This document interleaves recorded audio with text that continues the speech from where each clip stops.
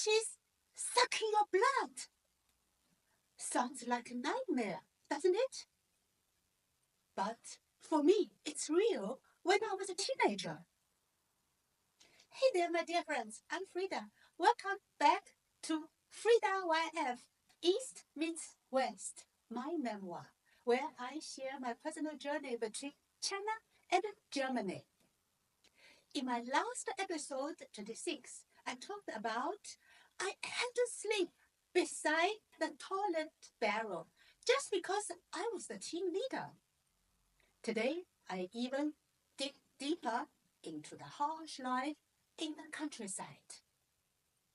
We were there forced to learn from the peasants as part of the communist re-education campaign. That meant hard, dirty farm labor day after day. We worked in the rice fields, sowing the seeds, transplanting seedlings, knee-deep in mudding paddies. Yes, during our breaks, we had to recite Mao's quotation loud in chorus. But nothing could prepare us to what happened next. One day morning, while working in the water, I suddenly felt a cold, slimy grip on my leg. I looked down. A leech, I sneezed. It's sucking your blood, Meilan gasped. Frida. I desperately tried to rip it off. To my shock, the harder I pulled, the tighter it clung. The girls around me screaming. I cried loud, my voice cracking. Help! Help!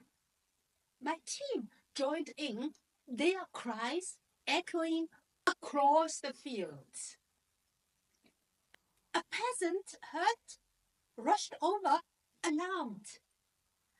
Don't pull the leech, he warned urgently. You will drown it deep inside into your body. What should I do? I asked in trembling.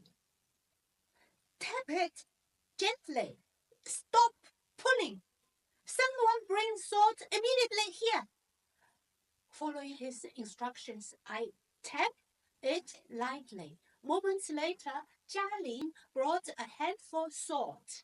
The peasant helped us cover the leech with the salt. Finally, the creature loosened the grip, dropped down to the ground, dissolved in the salt, disappearing from our eyes. Without hesitation, I pressed the remaining salt to the wound on my leg to prevent the inflammation. The pain was excruciating, but I fought it through, battling the fear rising inside me.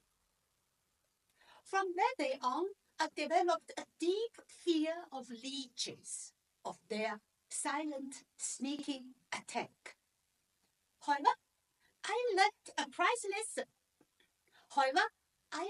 a priceless lesson from this horrible experience. When terrifying things happen, stay calm. Find a solution.